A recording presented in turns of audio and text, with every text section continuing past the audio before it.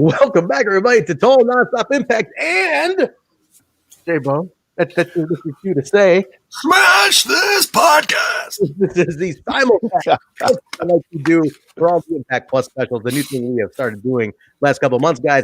TNI, Smash, we are sister shows, brother shows. I guess for guys, brother shows. So we figure for the Impact Plus specials, it'll be TNI and Smash doing it co-streaming on YouTube. Smash is doing the Twitch. So if you're watching on Twitch, it's twitch.tv/ what is it, Jay? Smash's podcast? Yeah, Smash this podcast. Yeah. So subscribe over on Twitch. Smash gets the Twitch on these Plus specials. TNI just YouTube. So guys, welcome back. We are here with another special. Mark is here with us again today. We're talking Genesis 2021, and holy shit, I'm psyched because I didn't do the live watch reaction like you two did. And I wish I had now because there were so many moments in this show that I was like, wow, what the fuck? and that's why, because I knew this event was going to be special. It's very unique, but special in its own way. So yeah. They got me today, man. So just welcome everybody in the show and in the chat. What's going on, guys? Hopefully y'all had fun watching this. We're gonna break it all down. Not to overanalyze it too much because these two did a live reaction. So we'll kind of go through each one and more so discussion based, I would say, kind of where, because if you think about it, this show leads to a lot of future. This was like a future setup show. Like it sets the tone for 2021. So it really did. We're on a great track then. Yes. This was fantastic. I am super, super impressed with where we ended up tonight. So looking forward to talking about it. So everybody, I hope in the chat, definitely give your feedback. The Impact Plus specials are more discussion based. I feel like they are more like the weekly is what you can kind of analyze in depth review, but these have so much coming out of them that it's more of like, it's more discussion on what we think is going to come of it and where we're going to end up with this, like, January to December, almost in a sense. So people in the chat, engage as much as you want. We're going to definitely display a lot of comments and we want to talk about this one tonight. So, no matter where you're watching from, whether it's Smash's podcast or TNI, it's all love for the product. So, we both appreciate it equally. Oh, shots fired by Millard already, and I'm feeling it. I'm feeling it. We were talking. Trent and I were going on about this before we went on air. Yeah, I was mentioned absolutely. I want to discuss that. I want to discuss that too. I want you guys' feedback on it because this is honest feedback. One thing Impact told us that when we started the show, when they've given us feedback on the show, is that they did like the fact that we don't sugarcoat things and we don't hide how we truly feel on this stuff. And we're not out to bury anything, but we're out to be critical. We want you guys. You guys are also fans in the chat. So we want your feedback because we want everybody to have a voice in what we want better with the product. So we're gonna talk about all that. There's a very interesting opinion right there, and it just is better than Bound for Glory. Wow, it was a good show. I suppose that just depending on what every fan is different. Everyone has their different things they're looking for in an event, and this event was very high on the wrestling action, not so much storylines at the very end of the show, but this was all based around the tournament mainly. 3/4 of it was so very much so. And like you say, it depends on what you're looking for. When you say Bound for Glory, the first thing I think of is Sue upsetting Deanna, and to me that was the better show because that match was so incredible. Jordynne and Jazz was awesome match, but man, that Sue Deanna match was just one of the best ones of the year. But yeah, it really depends on what you're looking for. There was the one thing I didn't like about this show in a holistic sense is there wasn't enough vignettes and backstage stuff and story progression for me. But I recognize it's an Impact Plus special. It's almost like it was meant to not be that at all. Like for vignettes and stuff. It was more like, here's what we're just having matches and we're going to introduce you to a couple new guys who may end up on the roster. And just enjoy the show.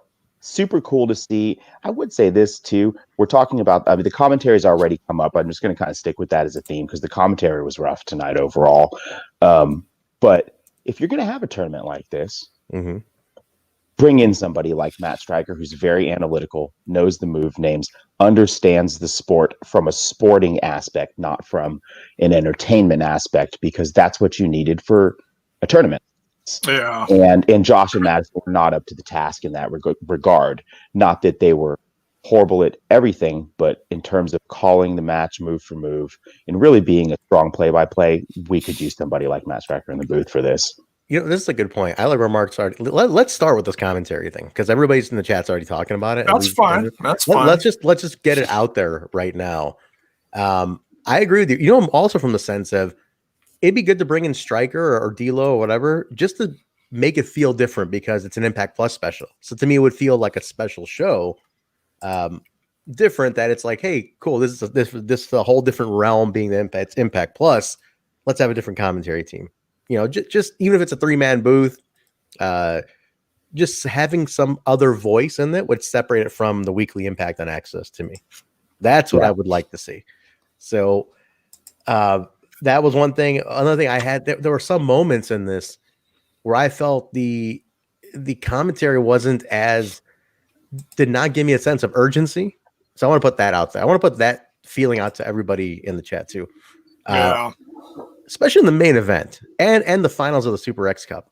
Maybe more so in that one, but like there was such a sense of urgency in this show that I was like, I didn't feel any of it tonight. In the Super X Cup finals, in the Ace Blake Christian match, I think that's where I was audibly upset on the watch along with the commentary, because there were so many moments and sequences and matches and moves where there was either a missed call or no call, and it was like, man, it was like dead air almost, instead of what was going on in the ring. And what was going on in the ring wasn't like a collar and elbow tie-up. It was fucking fire, you know? And the match just felt, I mean, the match was great. God, I didn't know how the main event was going to top that match. Oh, man. That's another story.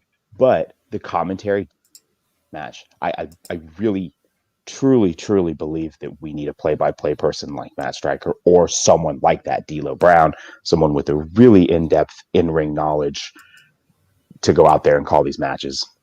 I don't know, Jay. We do throwback, right? And it's like I don't mean to keep harping on this, but like that team is so good.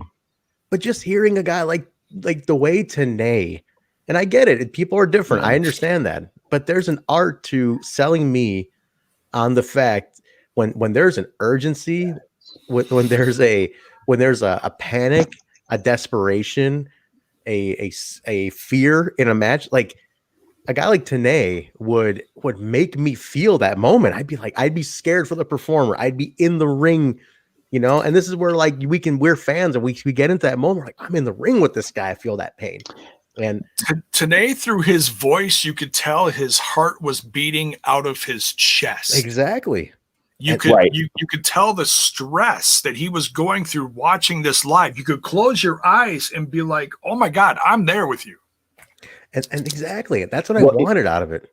In Tenay, you know, he would give you the technical aspect, but he would give you the history aspect, like a Cornette would do more of a historian. I mean, he's the professor, right? But alongside him too, you had Don West, who is not for everybody. I love him, but whether you like him or not, he's animated and he can get someone over. Amazing Red got over because Don West liked the shit out of him. True story. 100%. They'll say it to this day. Like Don West losing his mind to it was what got him over. And I want to welcome Joey Z, new listener to the show. Joey, thank you very much for being here. Yeah, absolutely. And with Josh in the booth, you're not getting either one of those aspects. Josh is a third man we've seen before. That's fine. Josh is perfect. Fine. He's a perfect third guy in the booth. But as my lead, I want a solid lead who can sell me a story. You know, sell snow to an Eskimo like that. That's what I want out of a commentator. Yeah, or at least the emotion. Like, because Josh doesn't always come through with all the moves all the time, but at least have the emotion there. Like, oh my God, how did he even do that? That's all I want.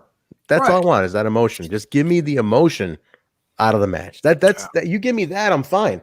But without putting me in the moment in that ring with them, it takes you away. Especially tonight's matches that were so story heavy. You know, like the struggle, Blake Christian, this young kid, does he even have a chance? Oh my God. Willie Yeah, Mack, long matches all night. all night, man. It was a perfect opportunity to sell this. And that's what I'm saying. Like it's a missed opportunity to sell it like a story tonight. Because there wasn't, like you said, Mark, there was no vignettes. There was a couple little like hype interviews, but yeah, you were in a perfect moment to sell this as a very ring story heavy show. Yeah. Terrence is going to keep us on track tonight. He's being the Ingrid in the chat. He's like, come all on, right, Terrence, man. Let's get to the review. Come on. This is part of the review. Saturday night. It's a Saturday night show after an Impact Plus special. I made a stop through the treehouse on the way here between the watch along.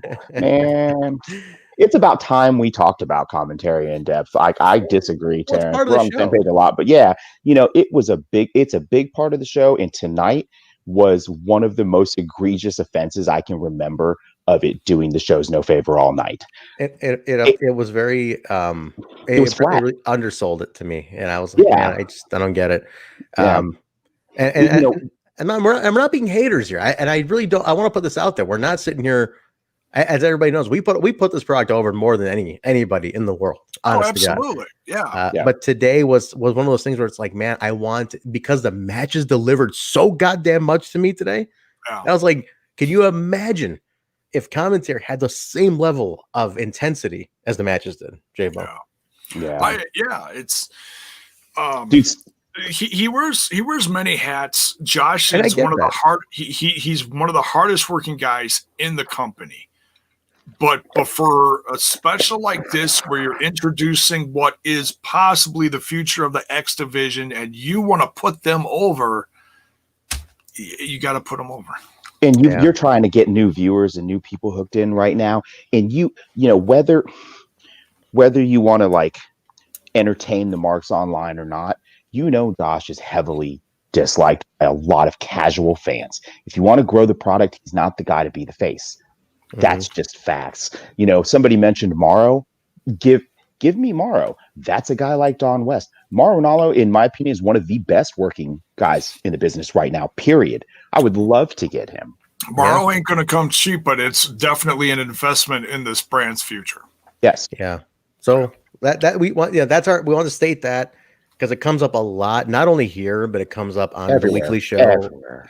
Everywhere, especially because we discuss the throwbacks too, and we bring up Tenay a lot. Well, for that and reason. We're always trying to bring new people into the product, so we want to be able to say that we have the best of everything, and that's one spot where we're weak. Yeah, and we're critical about. There's our word. We're critical. We're critical about it. We're not shitting on it. We're discussing it. We're, it's all constructive criticism. Yeah. So. Definitely keep your stuff going, guys. And Brandon saying much respect for Josh. It's not like we don't respect him. It's just we got to have something fresh in the sub. Yeah. So keep those comments coming, guys. We're gonna jump into the review now. Jay, if you want to just throw comments up as you see them, anything good, just keep them flowing. I'll keep them flowing too. But you guys be very vocal tonight. Let it all come in, and we'll go from there. But so let us know your thoughts, and thanks for being here. If you're in the Twitch, you can cheer bits. And if you're in the YouTube, hit that like button, hit that sub button if you're digging a product. Yeah, definitely, guys. Sub to everything. Like I said, we're the Impact Plus specials. We simulcast on Total Nonstop Impact and Smash This Podcast, and then also the Twitch for Smash This Podcast. So feel free, follow, sub, cheer bits, like whatever you got to do, but support the numbers, support the two brands. We appreciate that. And so let's kick it off. Genesis 2021, guys. Skyway Studios, Nashville. It was the crowning of the Super X Cup. You know what blew me away? I was talking to Basil about this earlier. I couldn't believe this is only the fourth Super X Cup ever in history. Because it feels like they've done so much more. And what him and I concluded was it's because they used to do the World X Cup a lot back in the day. They used to do the World X Cup pretty regularly. So that it always felt like there was a cup going on all the time, but the Super X Cup technically only 4 times. And it was kind of interesting to see that. I was like, oh shit, only 4 times. But again, like I said, the World X Cup was done a lot. And that's one of the things that threw us off a bit. So 4th Super X Cup being crowned tonight. A couple newcomers. let's start with the first one. The first tournament match tonight was Ace Austin with Fulton. Nice to see them back, taking on Suicide to open this thing up. They had a little hype video before that, though. The hype video was kind of cool, huh? Like it was Ace and Alex Shelley was in the hype video at one point, and Blake Chris. I mean, sorry, who else? Scott Demore, I think, jumped in that hype video, right? Am I missing anybody? Oh yeah, Mark, you missed that, right? Yeah. For each of the 4 start off first round matches, they had a little commentary for each of them, and that was nice to see. They had that on Impact Plus or on the website, impactwrestling.com, and then today they threw it on the Twitter to get you hyped for it. And it was great, especially hearing from guys like Daivari, who we haven't seen in 10 years. Yeah, give or take a little. I don't remember, it was the last time he was in the company, but former X Division champion. Very interesting to see him in the mix here. It was cool to see Daivari. And what I liked, though, I do like that in this little hype video, they were like, Alex Shelley was like, we were convinced that Suicide was Christopher Daniels back in the day. And so we don't even know who's under that mask now at this point. I was like, I love they called it out, that they were just like, we don't know who the hell it is, but we thought it was Christopher Daniels, which, as everybody knows, it was Daniels, because apparently, from what I recall, I'm trying to remember my facts here, and Critical Sting might be able to keep me honest on this one, that it was because I was set to be Kazarian, and then Kazarian he got hurt, and then Daniels ended up playing Suicide, and then it went from there. Then like several people have been Suicide, so it's almost like it's hard to tell who was Suicide when he was champion and all sorts of shit. So kind of who was Suicide when he was champion? I believe when he won the title, it was Daniels. I think it was Daniels, and then midway through the run, I think Kaz came back, is what it was. Okay, so they both shared the title run. Okay, it was weird. Like, don't fully quote me on that, because Kazarian started it, right, and he got hurt, and then Daniels took over, is what it was. So, but I'm trying to remember who. Yeah, option C is consistently inconsistent. Who was the last? Brian Cage was the last option C, right? Yeah. But so it was cool. It was good. I thought the opening match was great. Ace and Suicide, Jay, set the tone for the night. But one of Suicide's better matches since the return, though. It really did. Suicide, just not thinking about who's underneath the mask and the change over the years. The Suicide character over the years has done significant things in the X division. He's a veteran presence in this company, so you can't sleep on him. It was a perfect one to set up against Ace. Fulton paying dividends to his man all night long, with the exception of the main event of the Cup. And I'll give Ace Austin credit for that, telling Fulton to stay in the back for the final part of the Cup. I did not expect that, but that actually impressed me. Like, okay, you got me this far, I'll take it the rest of the way. It was good to see both of these guys back too, by the way. I like seeing that. It's like cool. Thank you guys for having them on, because they have been two big parts of the show. We haven't seen them in a bit, so cool to see them back. But no, definitely a great match. I thought like I said, the Suicide, whoever's on the Suicide right now, did a fantastic job. I think they absolutely killed it tonight. I think it's Tessa now, right?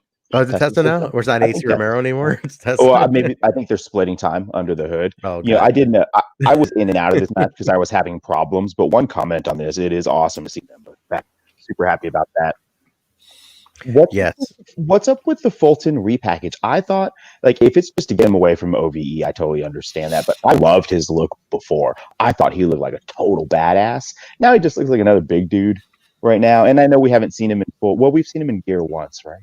No, we haven't. No, we haven't seen his new gear yet. Not yet. So, he's got to just like in street clothes right now. So. Yeah. It's not a downgrade to like a heater sidekick. Or I hope he still has a solo path, because Ace's path is very clear right now. He's going to get to the top of the X division again and probably drop option C and become our champion at some point, the youngest Impact champion in history. I hope Fulton doesn't get lost on the way to Aces championship.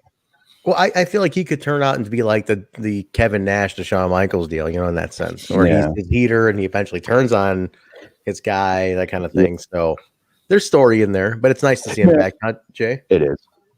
What's that? It's nice to see these two back. Oh, together. Absolutely. Yeah. It's we were really starting to worry. We didn't hear any news about them. It had been a few months, the last quarter of the year of 2020 without Ace and Fulton. And great to see him back, even if it is in the X division. Not that that's bad, but we expect big things out of Ace now. He had a great run in the X division. We know he's absolutely got more focus now. So, great way to kick off 2021, the return of Ace, the return of Fulton. We just got to see exactly what Fulton is going to be for Ace now and what both their futures are beyond this cup. I think we're going to get a clear vision of that after Hard to Kill. Yeah, I think you're right. I think then you have the year in motion at that point. Yeah. So I would keep your eyes open at Hard to Kill for sure. Yeah, and I know it's early. They always tell us to be patient. I really gotten on board with Fulton about middle of last year, where they were really starting to push him as a singles, and then they put him with Ace, and I thought he was getting really good in the ring for his size. He just needs some character development, but anyways, I don't want that to get lost in the shuffle. So I'm happy to see Fulton back too, man. I know we're all happy to see Ace, but it's nice to see Fulton back too. No, definitely is. So that was first round tournament. So Ace Austin beats Suicide, gets him with the fold. The fold was really sold tonight as you don't know when. It's very much like a diamond cutter. Like they're like, you don't know when it's gonna come. You know when he's gonna hit it. He can hit it from anywhere. I said that about it being an RKO tonight. Yeah, which is a diamond cutter, by the way. Yeah, let's just go backwards, Jay. Absolutely, definitely a DDP diamond cutter. Absolutely. Yeah. But no, it was they stole the fold. Sold the fold. That should be a T-shirt. They sold the fold as that move. It's like, oh shit, he can pull that out anywhere and win this match, which was and they've protected it. They've protected the fold too. Do you remember anyone kicking out of the fold? I don't think we came up with a name during the I think Eddie Edwards is the only one who ever did. He did? Okay. Yes. I think Eddie is.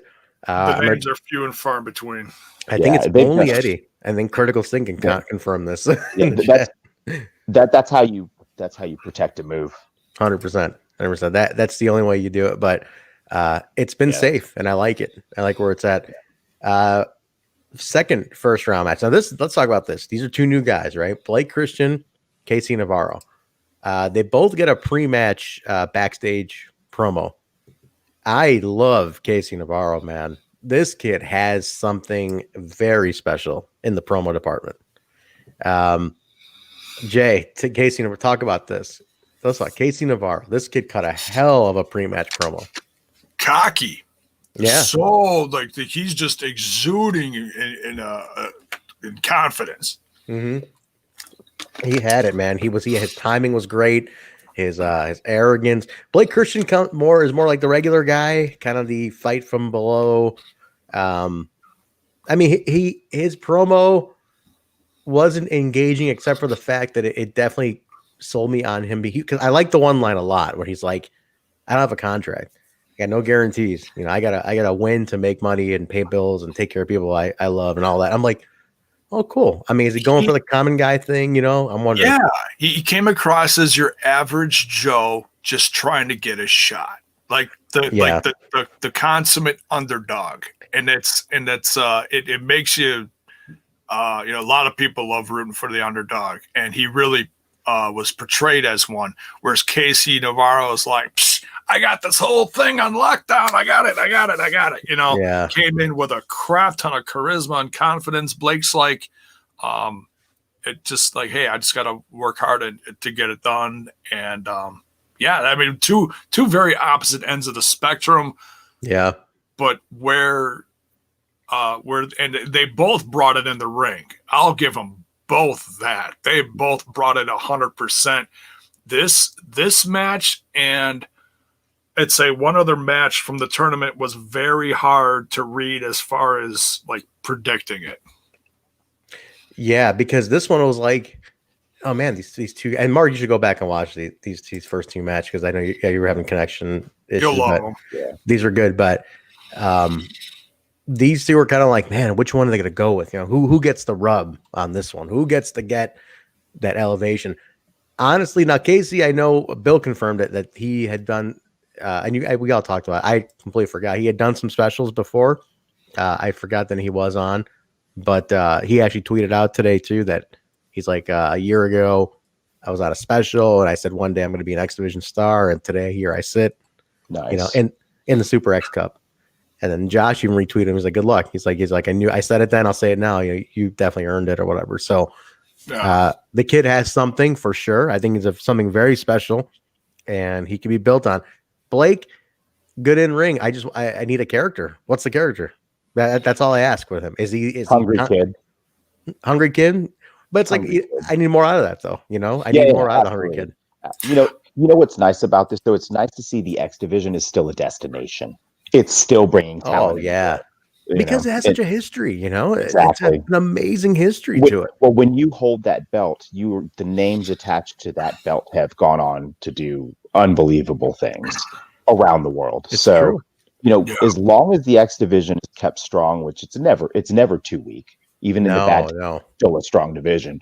We're going to keep seeing Impact be able to bring. I mean, that's what they've done with the knockouts, is build the division to where it's a destination. X Division has the legacy and is a destination again. The talent in the X Division right now is as good as we've seen it in a long time.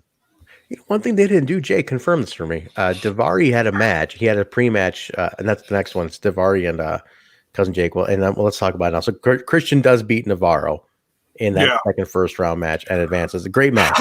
It was. Yeah, not too long, but enough to get me on board with Blake being believable and Navarro. I want him back. Oh, and that I want to talk about that finisher for a second. Yeah, go ahead. The finisher for Blake Christian, that spiral splash, dude. I'd never seen anything like that. I mean, you've seen different like versions of it, whether if it's a 450 or a springboard from this part of the ring or whatever. I've never seen someone like spiral in the air and then land. I mean, that just, gives a little more oomph. So yeah, unique. And that was one thing that I did, that he did bring something new, because Blake, you look at Blake and it's like, you're like, all right, why am I supposed to like this kid? Because he is kind of coming across like the average Joe. It's the in ring that's like, I like that. And now you're like, okay, I want to see more of this. And I think, but see, that's the great thing about this brand of Impact Wrestling. And this is something that I've said during the watch along. But when it comes to like the knockouts match where Jordynne came in a couple of years ago, still just as talented, but now you see that spark when she comes to the ring, where you didn't see that 2 years ago. Now when she comes to the ring, boom, you're in for a treat. She's got a ton of charisma, a ton of talent. She's going to bring it 1,000%, no question about it. And I think that's what I think down the road, if Blake stays with this brand, he'll have the opportunity to grow, and he'll give him that chance. I agree. I totally agree. I also love that 450 from the top rope to the guy hanging over the guillotine. Guillotine type 450, like, man. Backsplash, guillotine 450 backsplash. It was dope. Right? It looked painful. I was like, that fucking looks like it hurts. That looks painful to everybody involved. How's that hurting the other guy as bad as it's hurting you? Like, man, oh man, his in ring is wild. I love his in ring. It is, and it's good, man. I mean, he definitely delivered to me, and I liked it.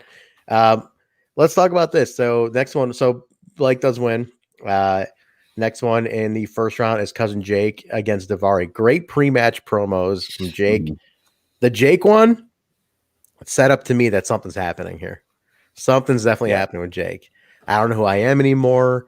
I feel lost. I've been a Diener my whole life. I don't even know what's what. Like, I don't know. Maybe something is happening is all I'm going to say. Like, that's all I kept thinking. I'm like, my initial pitch here, what I've done here was like Jake gets to a point where he turns or they turn, whatever, they break up.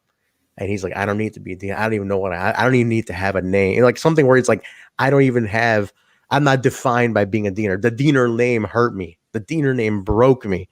The Diener name set out was nothing, but no, I'm Jake something, something like that. Yeah. And I feel like I hope that happens. Yeah, like Diener made me feel like a nothing, but actually no, I'm something, and then Jake something, something comes out of that. That's what I've been thinking. I don't. That's just my armchair booking idea. But well, you need a clean break from the former Cody Diener since he's now the sole Diener occupant. The name is Diener, so you need a clean break.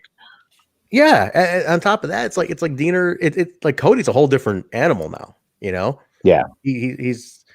Cousin Jake did tweet something has to change. Well, there you go. That's what it is. So it says it all. Like there's something that's brewing with Jake. One thing I didn't Jade, and tell me if I missed this.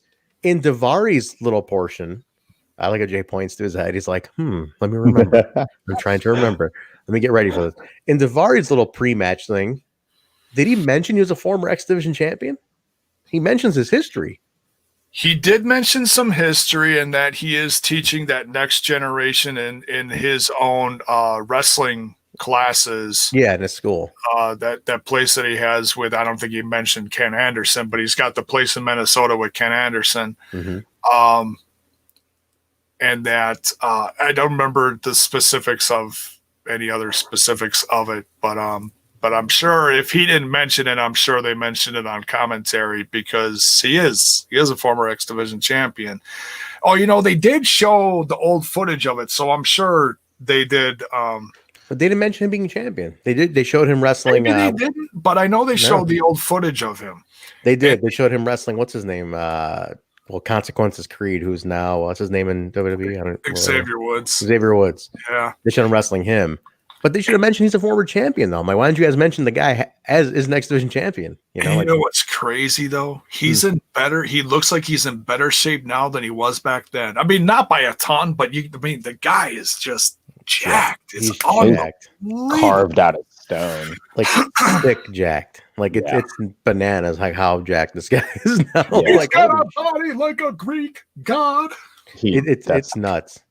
Or like a Persian prince, Jake. Yeah, I'm going to be a little more culturally appropriate. He's a Persian prince more than a Greek god. Huh? No? Not so much like a Buddha. Tough crowd. But he looked great, though. I like this match a lot, too. I think Jake looked strong. Yeah. I think Jake, I was like, he was wrestling like that solo Jake something that I've seen here and I've worked with. And I'm like, man, I dig this. I dig a solo, hungry, angry Jake. And Daivari looked great too, man. Daivari held it, I mean, the guy can go. Like Daivari looks like $1 million. And I know he's an agent now. And but if you get a little part-time appearances like this, like just for flavor, why not? There's no harm. Like put him in the tournament. He's a former champion. That's the thing about bringing back guys like Daivari. He's in shape. He's staying in shape because he is teaching that next generation of kids. So if you stick him in the ring with someone current or someone up and coming, he's not going to stink up the joint. Absolutely. He's a veteran you can count on, who looks the part, and he's teaching, and he can be a ring general in there too. As a veteran, the guy's been everywhere. Let's not forget that. He was in major. He was up north. He was in TNA for a long time as well. He's been on some major shows. The guy's worked big events.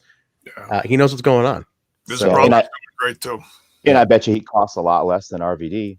You're still getting that veteran in the locker room, Hey, I'm a huge RVD mark. No disrespect to RVD. I'd love if he'd come back. I'll always cheer for RVD. But I'm just saying, he probably costs more than Sean Daivari. Absolutely. And we're getting mileage out of Daivari that's probably similar. Absolutely. I'm not going to say on the back. So I'm not going to say what it costs to get RVD on a podcast. Did you ask? Really? Did you look at this?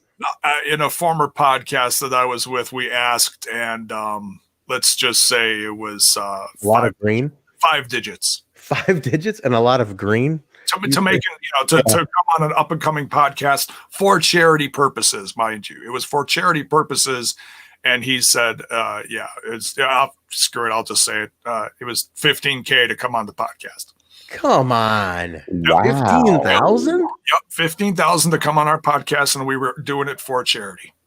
Wow. So, yeah. When how long ago was this? This is 3 years ago. 3 years ago. Shocked. $15,000. Unless he was just fucking with you. Like, yeah, 15 grand. Maybe he just didn't want to do it. Yeah. No, he didn't want to do it. That was his agent. That was his agent. Really? Oh, Yep. Weird. I wonder if that guy was just fucking with you too. You know, that seems obnoxious though. That's like more. Yeah, But that's Jeff weird. Jarrett came on and spent about 20 minutes to a half an hour with us, and it was a pleasure. No matter what your opinion of him is, the fact that Jeff Jarrett came on and did this, as opposed to, was nice. That's interesting. I didn't know you had Jared on. That's interesting. I didn't either. I'm sure he's a nice guy. I just hated him in TNA. Yeah, as we watch the throwbacks, we were like, "God damn, let's get him on and talk to him about that." Like Jeff, what was with Superman? What was it like? Yeah, what was it like being hated by everyone in the industry? Oh, come on, take it easy. Got his mic, man. Come on, those were a rough 4 years or 5, 7 years. How long? Oh my god, come on. J-Bone cut his mic. I think Mark was in the treehouse a little too long tonight. Disrespecting the Double J. Listen, I'll never take this away. Two people that I can never discount because we're watching the product they created today. Basically, Jeff Jarrett and Dixie Carter. Because of them, we're sitting here today doing this. So I'll never discount their contributions. Booking aside, their contributions to the company, I can never take away from. Yeah. The contributions are non-arguable. The in-ring contributions and the booking, that's a little different. Yeah. But Jake and Daivari. So Jake does beat Daivari. Solid match. Like I said, Jake is looking good. Jake's looking solid in this, and I like where they're headed with. I hope they keep this up. Jake's Twitter. I really saw Jake's Twitter. He was very expressive. Another failure. I lost again. I can't keep losing like this. So I'm like, we're deconstructing Jake Diener. That if you and Mark, you're a comic book guy. J-Bone, you are a storyline guy. I'm a big storyline guy. Television. I love TV storylines a lot. I'm a big analyst of television storylines. Like I love story arcs. This is classic deconstruction of a character before you rebuild them. And if you can do that right, like that's the art of a good television, because wrestling is a television show. If you can do that right, if you can deconstruct the character so perfectly to the point where you almost forget the past and focus on the rebuild, but you deconstruct it so paced out that you're almost invested in the deconstruction too. That's the art of it. And I feel like with Jake tonight, getting some big win, getting that momentum, good promo, that then getting to that that semifinal, losing in the semifinal, tweeting about like, I've lost again. I need something needs to change, like little hints, I don't care if this takes a couple months if you just do this right. So that was good, but yeah, we'll see where it goes. Well, and we know they will. It's Impact. If there's one thing they do right, it's storytelling. Storytelling, man. You got some good writers in that team. The fact that they've done such a drastic thing very quickly to Cody is very quickly a great sign that they're going to do something special with Jake. It might just take a little longer, which that's fine. I think the first sign of it was when they threw him in that match against Rohit in the X Division Challenge, the Defeat Rohit Challenge. That was a lovely surprise. That right there was like, oh yeah, please, it's time to break them out. And it's like, it just sometimes you got to be a little more patient with Impact Wrestling, but they get the job done. Well, it makes sense to move slower with Jake because Cody's happened so quickly. Yes. Like the realistic aspect of that is that Jake would be caught off guard and not know what to do. He doesn't know because it wasn't his, choice. So perfect analysis. Yes, you can't, because you can't do it that quick. Like we're just as viewers, we're just absorbing Cody's change. Like it was literally like he just shows up with a shaved head and a whole new attitude. We're like, holy fuck, So a little bit of teasing over the holiday, and then we get that Cody. We're like, holy shit, nobody saw it coming. So I like that. Let us soak in Cody's change, and then as Cody changes, it's like, okay, cool. Now we get Jake. Yeah. So we'll see where that goes. Next one was Crazy Steve against Trey Lamar. That's another young up and comer who a lot of promise, had a lot of momentum. So this little group, this Casey Navarro, Blake Christian, Trey Lamar. I know Bill always talks about him. He's seen a lot of them on GCW and other indies around his part of town and stuff. So, and I've seen Blake and Trey. I had them at AAW here before we got shut down for COVID, but I got to see both of them. They're solid. But this was a great match by Crazy Steve, though. By the way, I was like, "Yo!" I'm like, "Where did Steve come up with this, man?" Critical thing saying right there.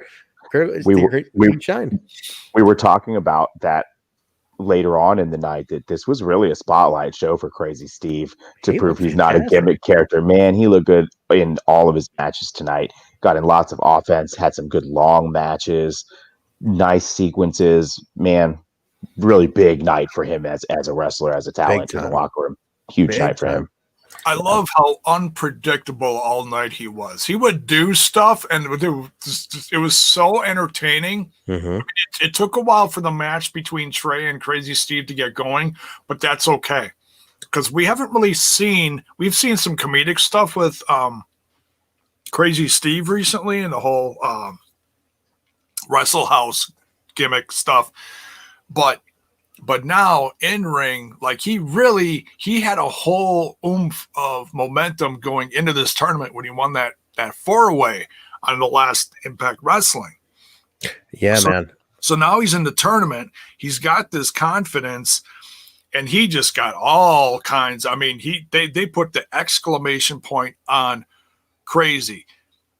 Crazy Steve got in Trey's head early in the match and did all sorts of unpredictable, like just how he just approached him. And Trey's like, "Whoa, what are we gonna wrestle? What the hell's going on here?" Yep. Made me uncomfortable watching it. I'm like, "What are they doing? I love this." And we haven't seen that out of Crazy Steve in a while. And the little promos leading up to it, so good. Fantastic. So good. Fantastic. Steve shine. Again. Yes. Big night for him. It was nice to see. He's one of those guys in the lower to middle of the card that you can always rely on, not only in ring, but in a storyline sense. He's a strong storyteller. He has a strong sense of who his character is, and he's good in the ring. I got to address this comment here. That Christmas tree has been up longer than Trent's marriage. Probably. And fuck that. I leave mine up through January because that's how it works. So get okay? used to it.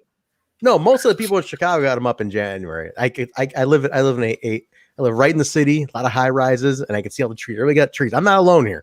My trees are, and I love having a tree. Plus, by the way, side note, I just had to order a new bag to store that son of a bitch in. It's 7.5 feet tall for a guy who lives alone, which is absolutely obnoxious to have a 7-foot tree in my house.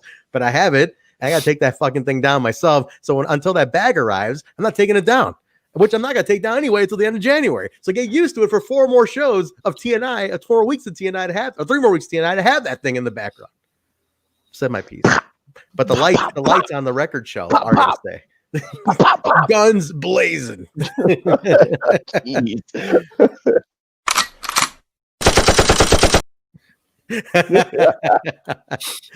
Definitely the shotgun of the night. Hey, did you see Lakers comment that Steve also got a win on Explosion this week? Oh, Dude won a huge 4-way on TV on Impact. Big week. Wins a match on Explosion. Wins 2 big matches on a pay or a special.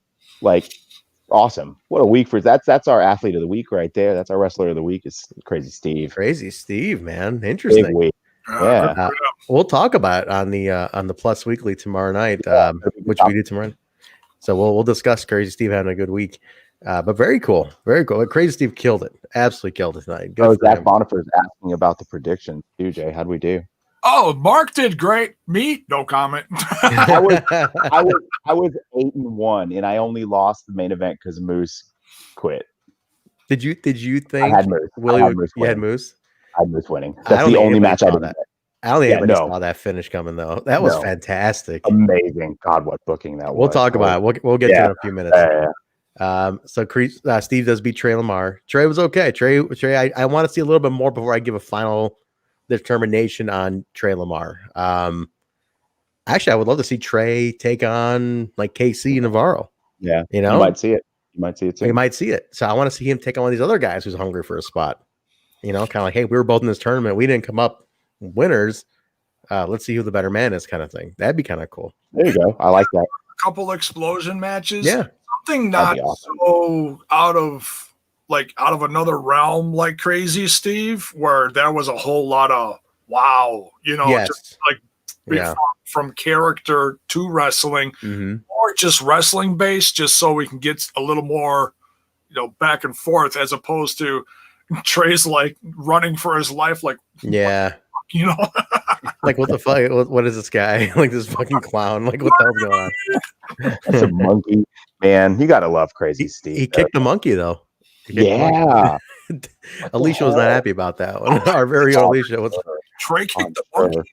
I missed that. He kicked I the will. monkey. Oh yeah, I will be interested in hearing Alicia's opinions tomorrow on the weekly about that particular point in the match. Wow. Man, and about Steve's week. That's going to be a good one tomorrow. Alicia's a big Steve fan, so Yeah. I'm sure she's happy with it. All right, semifinal match. Ace with Fulton aside defeating Jake. To me, up until this point, it was a match of the night. Yeah. Absolutely great pace, energy. I mean, two veteran guys in a sense, young guys, but both TV veteran guys who just they killed it. It was my match of the night up until this point. Yeah, for agreed. sure. We were saying the same thing. Yeah. I mean, little did we know every match after it would get better and better and better and better, but this match was incredibly good. Yeah. Armand's in the chat here saying he declared no more support for TNI earlier tonight, J-Bone. Did you know that? He jumped over to Smash. He's saying he ditched TNI because he hates me. He jumped over to Smash now. He's only going to watch through Smash's podcast from now on. Dang, Smash that sub button. so it's not just Impact employees that you're pissing off on this podcast. Somehow, I don't even know what the fuck I'm doing. I don't even know what I'm doing so wrong.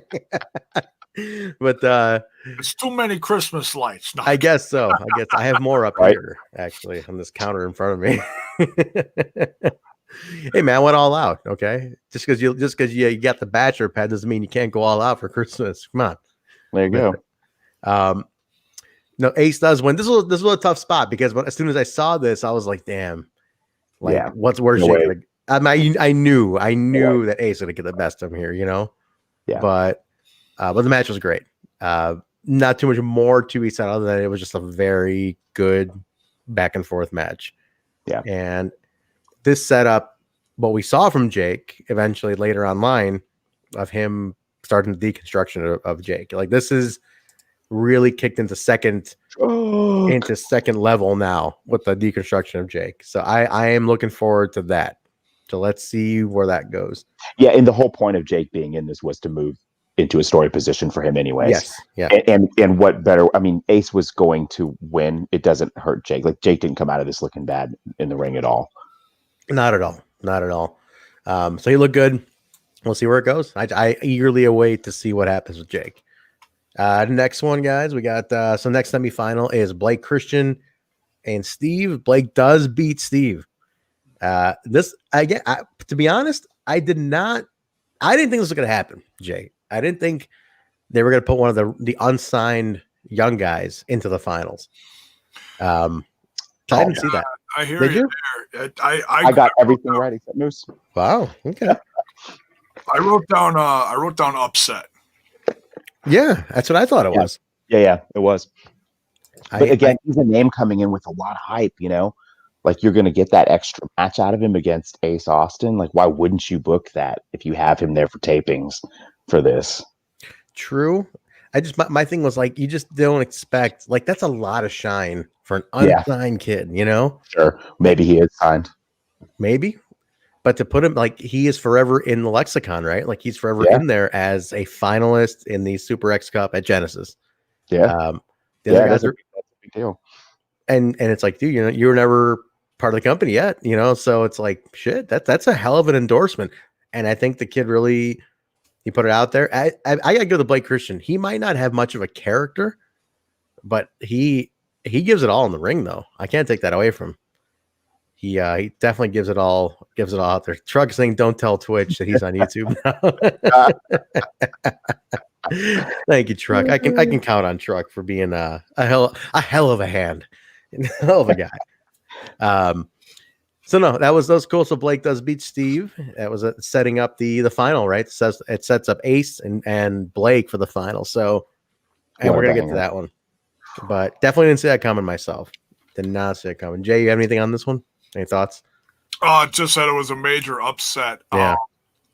And Blake, I mean, it shows the to use a classic term, the intestinal fortitude of Blake to keep going. That too, man. They taped a lot of shit here in one Dude, shot. that's what I was saying on the watch along. Going into the final, I was like, dude, Ace is gonna wipe the floor with him. He's had a couple really well, the second match was a really tough match.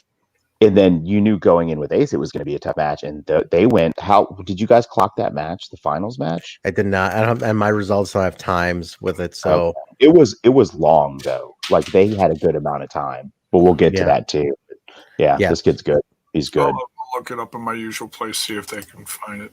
The singles match after this to kind of break up the tournament a little bit was the knockouts match of Jordynne Grace and Jazz, which, man, I love me some Jazz, man. Dude. I didn't watch much of her career in WWE because I don't watch WWE, but man, dude, this is okay. First off, her fucking mask is cool as shit. That kabuki type mask, like a fusion kabuki mask. Yeah, it's badass. Is there a significance to that particular mask, or what is it? It seems like a fusion kabuki mask. Like it's like kabuki, lucha, American westernized theater all in one. It's very unique. But Jay, did she wear that up north at all too? No, that's something she wore more within the last, I'd say, like handful of years. Like I think she wore that like when my reintroduction to her was when she was NWA Women's Champion. And she was NWA Women's Champion for a long time. Like I want to say like a few years in a row. Oh shit! Okay, but that's when it was really like still sporadic. Multi territories all over the country. Not a NWA. Mm-hmm. Like we're seeing now. Yeah, that's I was like, oh my god, quite the change from what when we saw her in ECW and or WWE. Yeah. So interesting. No, she looked cool as shit, dude. But this match, man, I'll let Mark start this one off because he's a knockouts guy. Yeah, 10 thumbs up. This is the match I had the most invested in. The only knockouts match on the card. I was a little upset about that, but I knew that they were going to give it time and let this one go because it was the only knockouts match. Jordynne has elevated herself over the last year into top of the card star. Jordynne Grace hasn't had a bad match in fuck if I can remember how long. Forever. Jazz, holy shit. This is the match I wanted. These women beat the shit out of each other. Oh my God. Dude, reversals, roll-ups, catch can, plexes, throws, turnbuckle spots. I mean, give and take. Long story in the ring. Nothing but class. Pure warriors in the ring. Friends and respectful at the beginning and the end. Please, Crom, let Jazz stay for a few more months to a year. Let her finish with Impact. Like she's so good for this locker room. Like we know this knockouts locker room, the chemistry that they have. Take out how good they are in the ring, that they're like a family. And from everything you read online, they're saying that Jazz fits in really well. She gets along with everybody. She's got that veteran experience. Man, please sign Jazz, for whatever we can get her for. It's a little tricky with Jazz. I think she's on a retirement tour, so she's probably gonna want to go all around, make the rounds. That doesn't mean you can come to tapings once. Right. I agree. Because the advantages Impact does block tapings, so put her on some tapings and let it run through. One set of tapings gets you a month. So yeah, I mean I don't mind Jazz and some storylines. Total veteran like her in the locker room, especially with Madison leaving too. Shit, absolutely bring her in. Absolutely make her your rock because. A lot of young girls in that locker room. So you want a veteran like Jazz who can be like go to, like who can the girls go to, that kind of thing. You need, I mean, Gail's there obviously, but obviously Gail and Jazz together and as veterans in the locker room, shit, man. Talk about anchoring your locker room with some real awesome knowloge. And she can still go, man. What the fuck? The match was incredible. Yeah. They both looked exhausted at the end, but it's because they put on a 10-star match. I mean, so physical, and they both brought it crazy good. I mean, Jazz didn't even look gassed 10 minutes in. She's 48 years old. She's 48? Are you serious? 48. This woman can go. Dude, still. She gave Jordynne a kick to the face at one point. I was like, what? Dude. I was like, she rocked her, man. That whole sequence in the center of the ring, that face-off was great. God, I'm going to watch this match back like immediately. It's worth a rewatch for sure. Such a good match. This one's worth a rewatch. Jordynne does get the win though.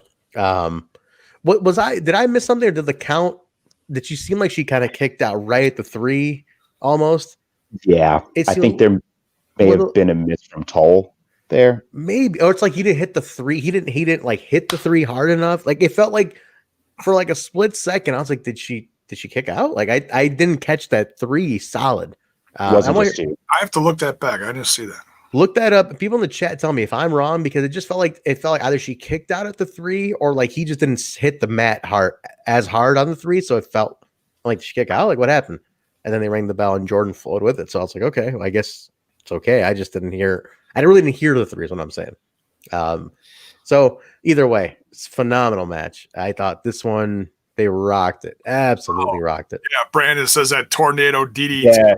Yeah, that was amazing. Mm-hmm. So good. Good shit.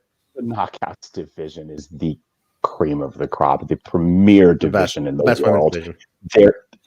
The best division in the world. Best tag team division, best women's division, best men's division. It's the best division. It's incomparable. And then they added Jazz. And they added Jazz. So it's just wait till these tag belts come into play now too. That's the next thing, right? And that was the best thing about Jazz is no one knew. I mean, there's maybe a few people that guessed it, but no one knew. They kept it on wraps. It was great. Did anybody guess that? Chat, did anybody guess it was going to be Jazz? When did she shave her head? Did she go like a year ago or 2 years ago? A while ago. I think when I saw her and when they really started putting her in front of the camera again with when Corgan bought the NWA, I think she was bald then too, which was a shocker because I hadn't seen her in well over a decade. It wasn't like a health thing, was it? Or did you go for a new look? Yeah, I think it was just a look thing, but I heard her talk about it on a podcast, but I can't remember. It's been a while now, but I think it was just a look thing. Okay. Yeah, I wasn't sure. Like, what did she go through, like a health thing or what? Because she wears it well. She wears it great, actually. That's the crazy thing. I never because that's a risky look, right? Like that's a tough look to pull off, especially for a woman. Especially for a woman, right? And she wears it perfectly. I tell you what, late stage career. I'm in my 40s too. I love her gear. That's like the perfect. Her gear is the shit. Dude, that gear is so dope. It's like perfect Jazz gear for this stage of her career. Dude, it just felt like everything about this whole Knockouts match was my whole night right here. Like I loved the whole show, but man, this was a good one. Yeah, man. She I remember from ECW early days. She was God, who was she managing? She was with the Impact Players for a little bit, right? With Justin and Lance. Mm-hmm. And then he had what's his name? She was with Candido too. Right? With who? Was she Candido? I don't remember her with Candido. I definitely remember with Justin and Lance, and then they had that whole little click with Jason Knight and everything, and whole nice thing going on. But then she fought Jason in ECW, which was fantastic. Yes.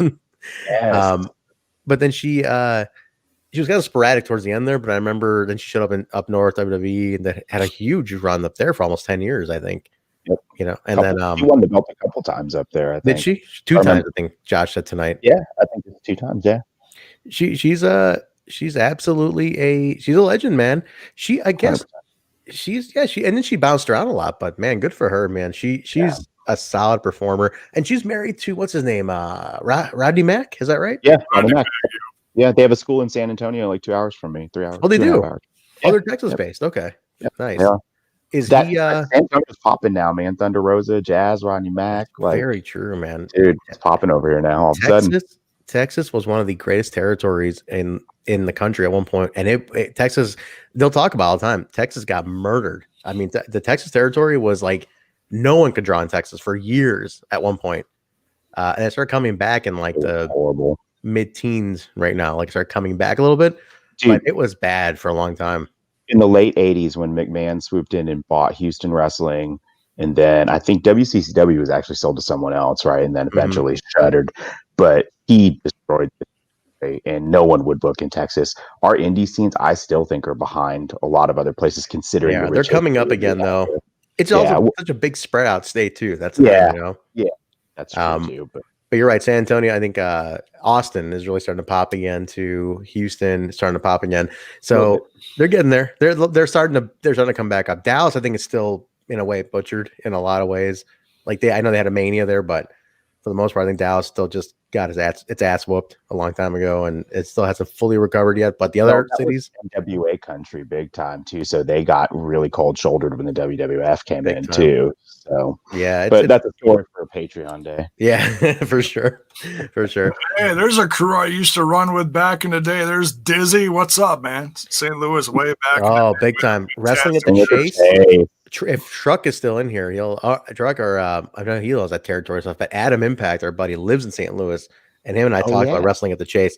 There's a fantastic book called Wrestling at the Chase, written by Larry Matizik, who was the assistant to Stan Muchnick, who was the promoter of the president of the NWA, based in St. Louis.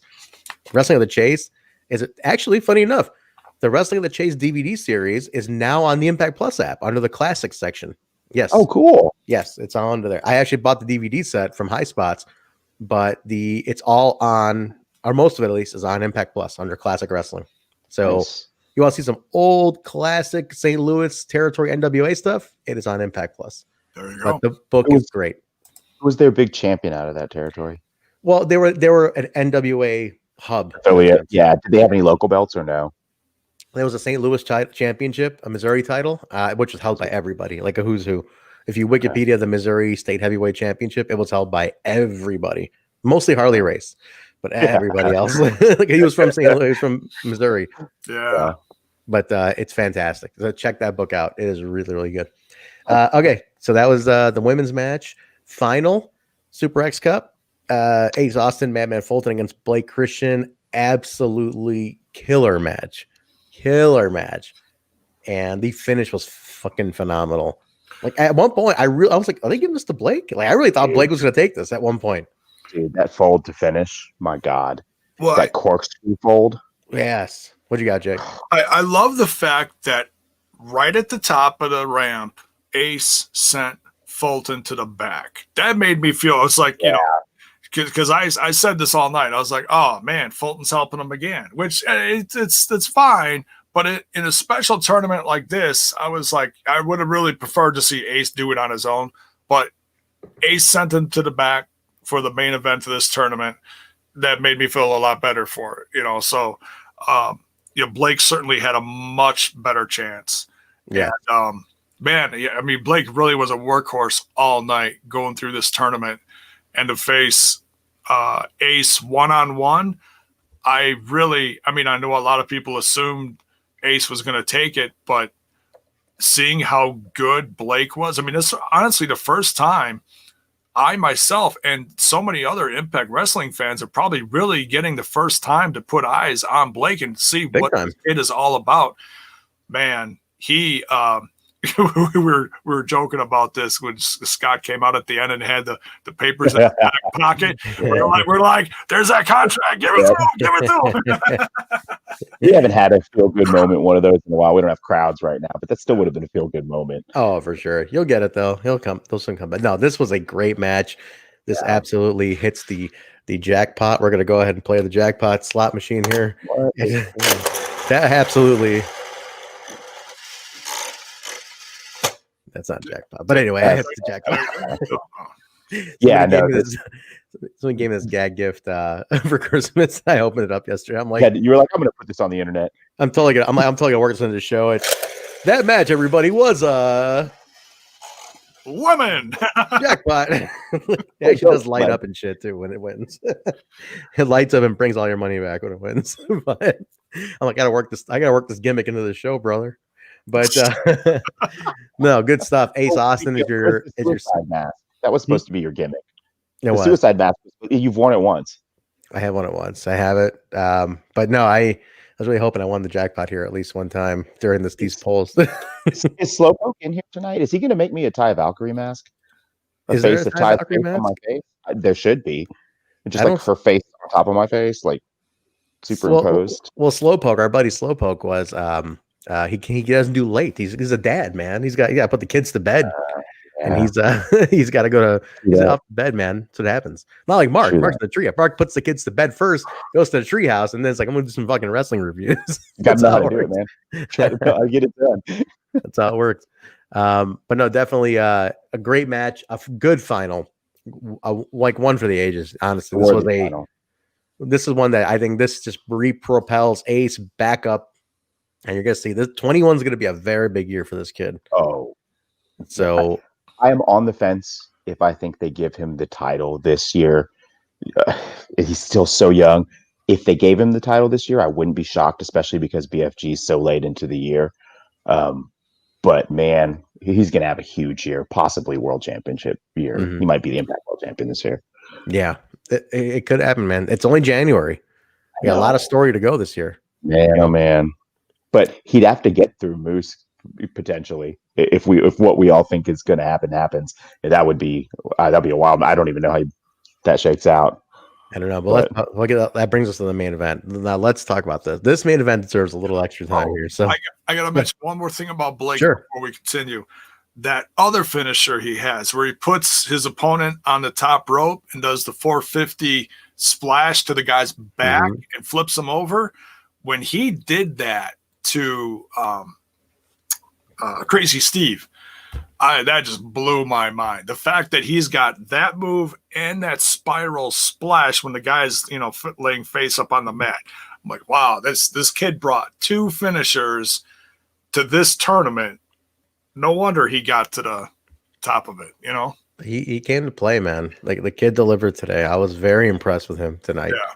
Yeah. But no, Ace does win. He's your Super X Cup winner, the 4th ever. The last one, I attended the last one, which when Dez won in Florida. Bill and I were there. 2017, I want to say. Dez won the last one. I'm trying to remember the other two. I think when I really started watching consistently again. Yes. And that was a very young Dez at the time, too. Short-haired Desmond Xavier. Yeah.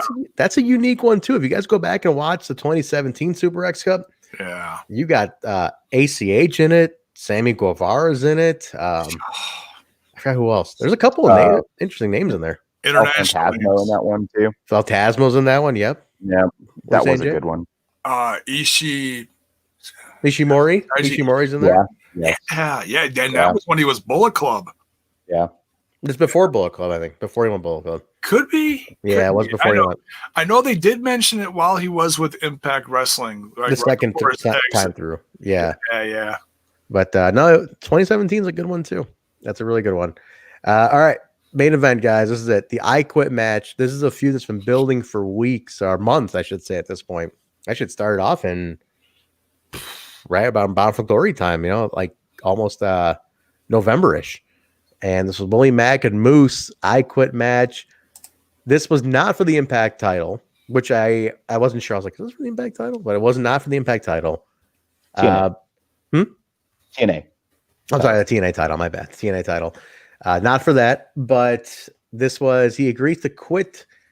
The winner say I quit, obviously, the classic I Quit match, which I do like one thing Josh said in this match. Josh came out and he's like, this is a match that it's almost embarrassing if you lose because you verbally quit a match. So you feel shame if you lose a match like this. So both men are very conscious of that. And so I like that he played that up.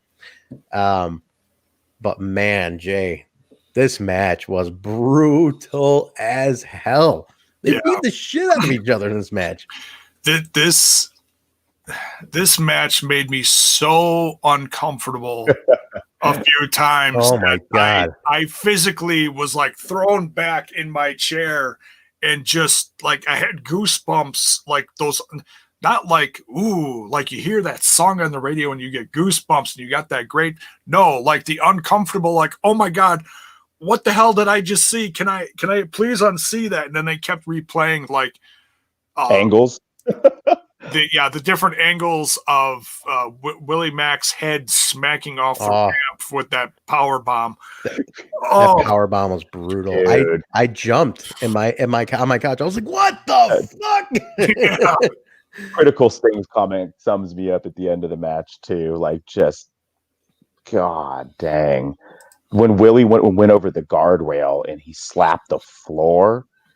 Oh my God, that was a rough one too. That was our chat went nuclear. Yeah, dude. throughout this match. Moose whipped him in the guardrail. Willie flipped over it, flat back on the cement. I mean, I'm talking like just. But like Truck is saying, I was not ready for this to be such a hardcore match. Not like this. They beat and Willie, by the way, an artiste on selling, my friend. Like when he's whining and like, oh God, I was like, I fucking felt that shit. I'm like, God damn, dude, this guy's in pain. Oh, Stop the damn match. You know? It's not very many times when I'm watching professional wrestling where I'm almost to the point of I cannot watch this match anymore because it's becoming so brutal. And there wasn't even a ton of blood. How many bloodbaths have we seen over the history of this brand or any other brand where you're just like, oh my God, there's blood everywhere, blood outside the ring, blood in the ring. You can't even see the mat anymore because there's so much blood. No, there was like barely any blood. There was like a thing about Willie's elbow got cut open or something. On the super bomb from the top rope to the outside through the table. Well, first off, I thought his head, I thought he was knocked out. I was like, he's fucking out. So, Trent, you've actually felt that ramp in person, right? Yeah. Is it hollow underneath the lower portion of the ramp, I imagine? So yeah. There's a little bit of give, but not much, man. His head clearly hit that ramp. Yeah. There's not really any give. I mean, it's because it has to be enforced to hold all those people, you know. Yeah. There's really no give. It's there's hollowness underneath it, but it's not like it's flexible. I mean, no. I know. I'm just thinking compared to concrete because he took that back bump on the concrete. Like Willie took it brutal. I mean, they both did, but Willie got the worst of it. Even the slams from Moose in the ring were so stiff. Every chair shot, like this match, I was not excited for this match. And I think I mentioned that many times that, nothing against these guys. I just wasn't that interested in this match. But holy shit. Well, we've seen it a few times. We already saw it a couple times. Yeah, exactly. But I'll be damned. These guys they went out there with something to prove, and they proved every last bit of it. Dude, Moose was like extra wicked, like real fucking mean. Dude, when he was on the mat, like laughing after he slaps Willie. Dude, that was crazy. That was like maniacal, crazy Moose. And that was the Moose that's going to win the belt. That Moose on the ground right there. When the Moose pre-match promo, I even tweeted this. My Moose's pre-match promo to me was finally the arrival of the narrative character of Moose. I thought it was the best promo he cut as the new narrative Moose, where Gia was talking. By the way, Gia Miller looked fly tonight. Looked beautiful as always. She's holding the mic, and he's not talking for like the first 30 seconds, and then he starts speaking. And it was perfect delivery. I was like, this is the narrative Moose now. I like it. And in the match, he was psychotic. He was wicked. He had the facials. I loved the guys with the get the fuck away from me. Get that. He's like, hell no, get that off of me. God damn no. They made you really feel like I'm not quitting for shit. Fuck you, I'm not quitting. And it was so intense. And like you said, Jay, it made me uncomfortable a couple of times. I was like, God, they're really beating the fuck out of each other. Well, not just that, but character-wise, Moose is on another fucking level right now. Big time. It got to the point where they, Brandon would put the mic in their face, and you could barely hear anything. It was like a slow shaking of the head, like no, a little little guttural groan, like, no. It was to the point where I said this a couple times during the match. I'm like, this is gonna end where somebody is just knocked the fuck out and not gonna be able to. It'll be through ref stoppage. That's how I honestly thought this was gonna end. Not the way it did. That was just shocking in a good way, but shocking. So let's talk about that ending. Jay, set up that ending. We'll talk about that ending real quick. That was, in my opinion, one of the best endings I've seen to especially an I Quit match. Oh my God. The emotion that was brought, like I said, it was getting to the point where somebody just wasn't going to recover from one of these blows. Someone was actually physically going to be knocked out. That's what it felt like. And Moose was setting Willie Mack up for that with the chair around the head. He was basically going to kill him. Practically decapitate the poor guy, with the chair closing and, For context, everybody, if everybody remembers the famous Pillman ankle break chair spot that Austin did, where he wrapped the chair around his ankle and he just smashed and broke his ankle. Same idea, but around Willie's head. And all Moose was gonna do is just smash. All he did is smash the legs of the chair, and it was snap, decapitate Willie. And fucking brutal. Go ahead, Jay. Continue. And here comes Rich Swann running down the ramp, like, stop. What are you doing? What do you want? Like what's going on? Like, you've gone too far. What, you're going to kill the guy. Like, what the hell is wrong with you? Yeah. What are you accomplishing with this? And Moose is like, he's winding up. He's ready to go again. Rich Swann gets in the ring and he's next to Moose and he holds the belt up over him. And he's like, is this what you want? Is this what you want? Do you want this so bad that you're gonna kill him? And Moose is like, just like, wow. Just paused. He's like, paused. He's like, somebody finally fucking gets it. He's like, that's exactly what I want. And he just quits. Well, first off, Rich was like, if you want this, you got it. You got it. He's like, you have it. Fine. You take it. Just leave him alone. Stop enough. Right. He offers him a chance at he's like, I'll give you a shot. He's like, if that's what will stop you, and I'll give you a shot. He's holding the belt up, and Moose is like, yeah, that's all I want. And I love the thank you. And then pause. I quit. And I was like, and then he literally. I've got goosebumps again just talking about it. It's like, hold up the mic and use the ring. That is I'm racking my brain. I've just been letting you guys talk, racking my brain, trying to think of the last time I can remember an ending that was that good and that surprising and that unique. I haven't seen that before. How many times in wrestling do we get to say I haven't seen that before? Very rarely anymore. Man, this shit. So as good as the match was, the ending was 100 times better. That ending was good shit. I mean, it was. Dude, give me the good shit because it was good shit. Like the build throughout. They just brutal, so brutal against each other. If you want to make it believable that Moose is a threat and he's menacing, and dude, your world champion just surrendered to him on his knees, dude. Yeah, I don't know how you can frame a picture better to show you that Moose die than having your world champion on his knees. Like, Moose is the man, dude. And, I would keep seeing Omega Moose in the chat. And like, that sounds fucking amazing, but they're both heels. I don't see how that happens. They're both strong fucking heels, too. I don't see either one of these guys flipping anytime soon. Unfortunately, that'd be a killer match, but the match is on and Swan can fucking go. But Moose, dude, put the belt on Moose. Please put the belt on Moose. Put the belt on Moose and have Moose walk down on Dynamite and be like, what's up? Dude. I don't know what the fuck's up now? Dude. Moose versus the world on Dynamite. But I'll tell you what. From a guy who works in wrestling, from a guy who helps with storylines and produces, for me, that finish was absolute brilliance. Hey, Guillermo, that's my boy Guillermo. Bill, I want to get this fucker on the show one of these days too. I want to get this little bastard on too one of these days. Dude, it was absolutely. Speaking of Guillermo paid. I remember Guillermo paid 10. Remember, you took a $10 photo with Moose, and Moose was just getting started. And it looks like a prison photo because Moose is like, Guillermo's not that tall, about as tall as me. And he's long fucking hair. And Moose takes a giant picture, shirtless Moose tatted up, and it's just them, He goes, yeah. I'm like, this is a prison photo, man. He's about to fucking make you his bitch any second, like in this picture. But I think I'd be that scared as picture. shit of Moose. If I saw Moose in real life, I'd be scared as shit of Moose. But no, man, that finish was art. Like to me, that storyline personified. That's how you engage. Like the guy literally goes, "Thank you." He was wearing a Charlie Manson shirt too. He was Bjorn was definitely wearing a Charlie Manson shirt. We got that photo somewhere. Make that your profile picture on YouTube, Bill, and we'll see it. But it's just because like you didn't see it coming.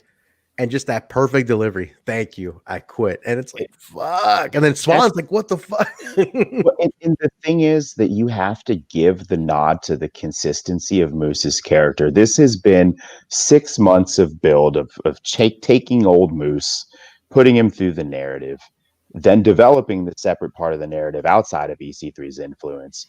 And all the while, the focus has been the same. Belt, belt, belt, belt. Getting like more and more focused, more and more mean. His physical appearance is even starting to fucking match. The dude is shredded and leaned compared to what he was. Like this is the like prime Moose number one. This is like prime Moose now. He's ready. I mean, look at him. Like he's never smiles. He's so serious. He's always ready to go. He's only here for one thing. Moose is a fucking monster now. So get ready. And like this is the year of the Moose. We say Ace, and Ace is going to be huge this year. Moose is going to wreck this promotion this year. I think so. And then Jay, we talked about this when it first happened. He's got that TNA belt. It's the perfect unification of the two belts, basically, at that point. And that's what you do. You just unify the two titles. That was my only We're good. My only gripe on the watch along was I feel like the belt, they need to kind of do something with it, like shit or get off the pot. It served a great purpose at first, but ever since the narrative, I feel like the belt isn't doing much for Moose or anyone else, and they should either recognize it, unify it, or kind of write it off. I don't know. Like, I know it looks good on Moose. It's a visual thing, it does. Right? It goes the whole image, but then they need to incorporate it, I think, to because Josh selling it as it's a prop he found isn't putting Moose over. So they need to put him over with that belt if they're going to keep the belt around. Do you think they have him walk out with both belts if he wins the other one too? He starts walking out with two titles. Yes, and then I think he unifies and he gets rid of the Impact lineage since it started with Global Force, and we keep the TNA lineage, but it remains the Impact World title. Well, Can you do that? That didn't start with Global Force. The lineage is all continuous. No, absolutely not. The lineage, they continue lineage all the way back. The Impact title. Angle is the first champion of the Impact. This is Angle's belt. This is the same lineage. Oh, okay. Because it was NWA to the Impact belt, and Impact title, or TNA title with Angle, and then it went from there, and then it just flowed that way. I mean, it's still the same lineage from Angle. Oh yeah. Okay. My mistake. Still, then unified. Mark, you asked me that earlier. I just misunderstood your question.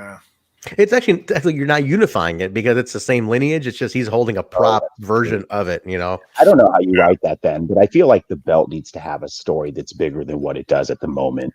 You know what it is? They're going to go for the visual of both title, him winning both. Yeah, he holds both. It's a full, complete unification of encompasses the entire run, and then you kind of zone out the TNA belt, the old one.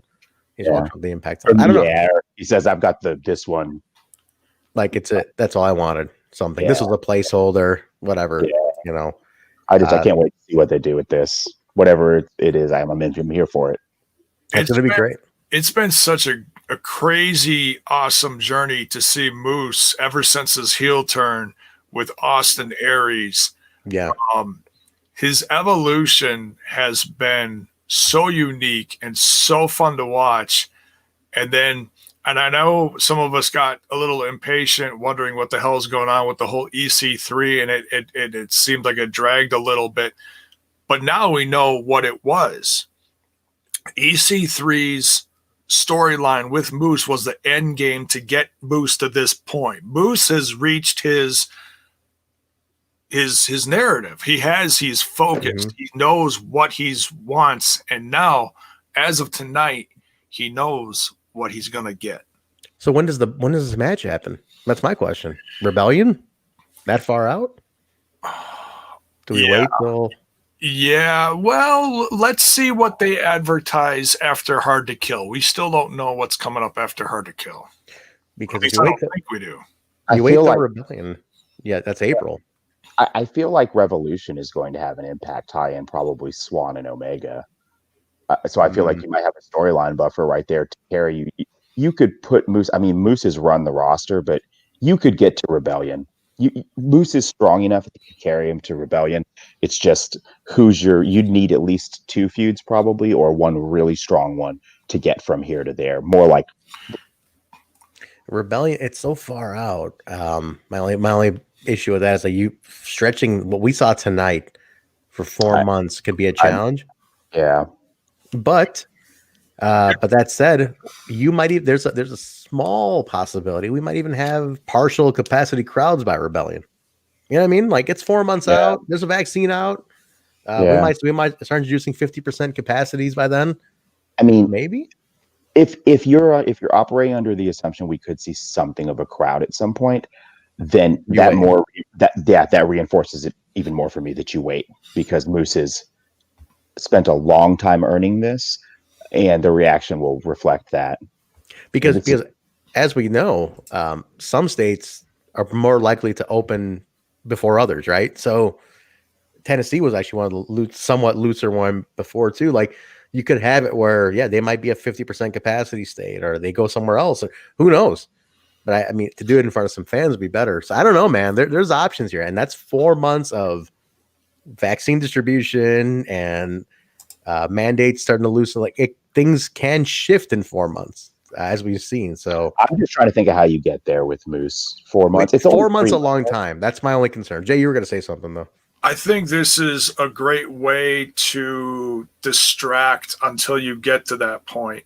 Because now you've got a whole opening for a whole heel turn with Mac. And we've talked a little bit about this before, but this is the perfect opportunity in some way, shape, or form for Mac to turn on Swan because of Swan's interference in this match. Like, why did you do this? I had this. I don't care what it would have taken. I wouldn't have quit. And you came down.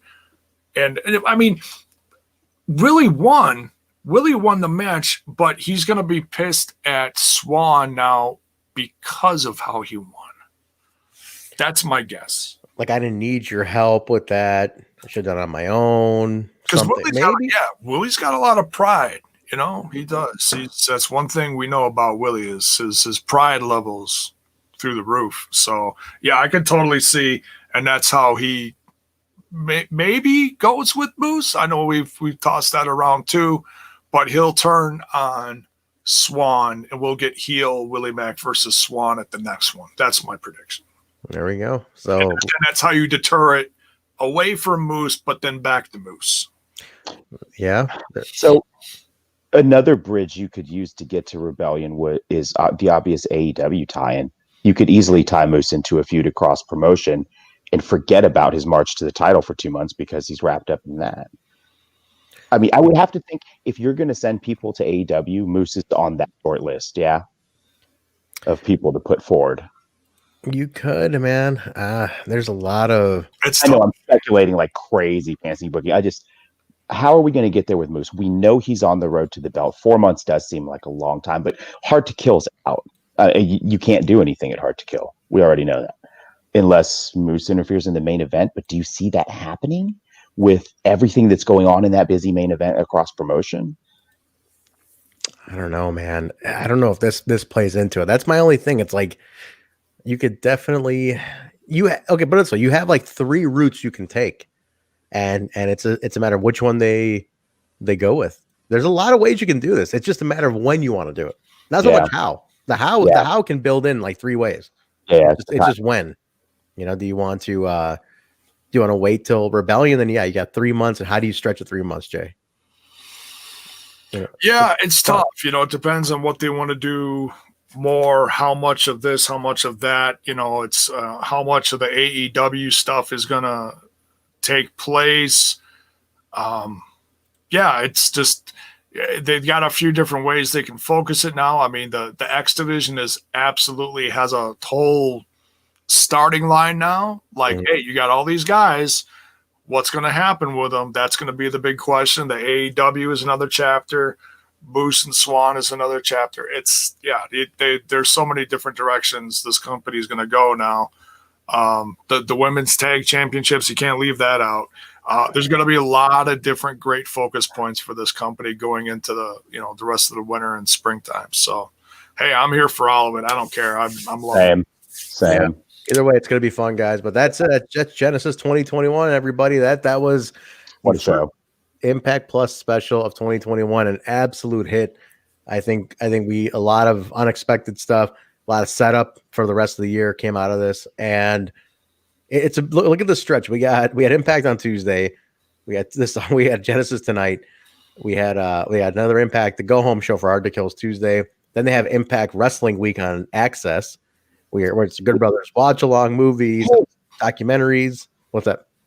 Should we try and do something for the Good Brothers kickboxer watch along? Maybe we could watch along the watch along. I don't know if we could stream. We can't copyright. We can't have. Oh, you're Yeah, we can't. You can't have. I'll bring them offline next time. Yeah, but there's documentaries all week long. We don't do all that stuff. I mean, it's just documentaries. So I would say I'd tell everybody just watch Access, and then we'll be doing Hard to Kill either way. So.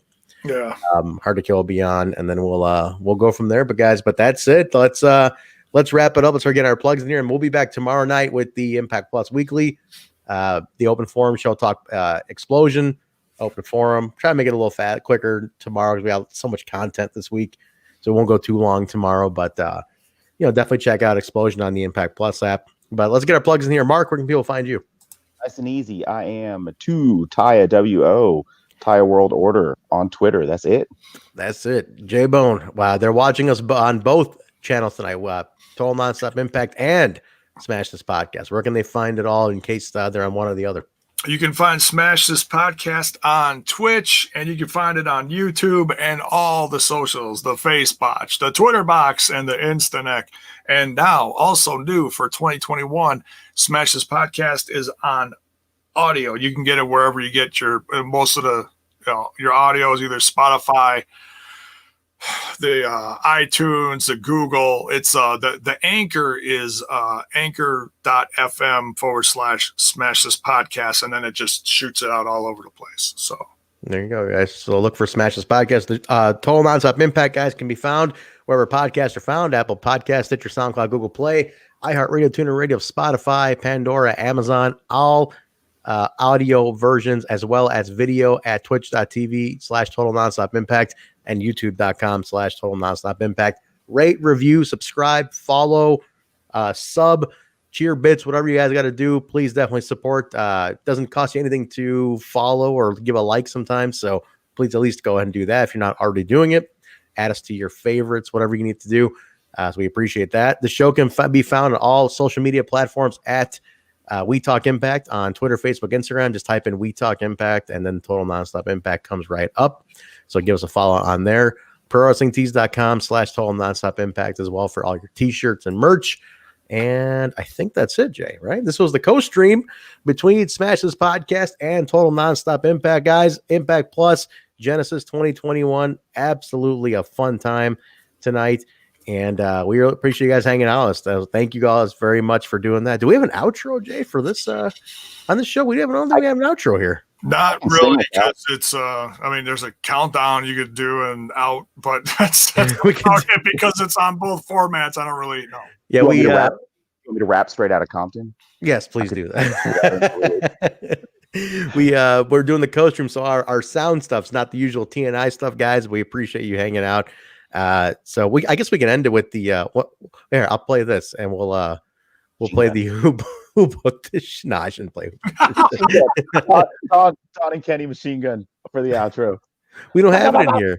We don't have it in here. It's in the other bank. We have to move a lot of those into both banks, and then we can go ahead and play them out. So yeah, so we'll